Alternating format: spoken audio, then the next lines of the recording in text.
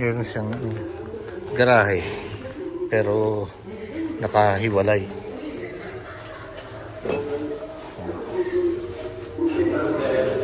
Yan, living room yan.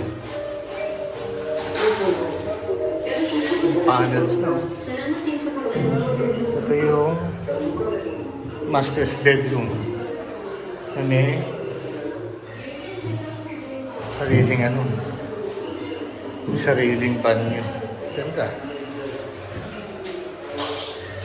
Tapos paglabas mo dito, may isa pa siyang isang kwarto.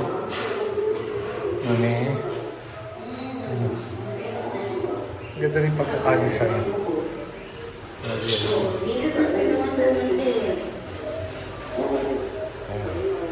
Tapos kapang kwarto ito, meron pa rito. Then banyo. Tapos ito na yung kusina, laki laking kusina. Diretso na siya doon sa garahe. Ito may sarili siyang island, ang ganda. Diba? Ganda rin eh.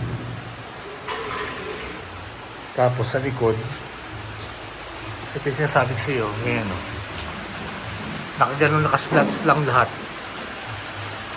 Pero, baga may hangin, saka may air doon. Malaki yung space.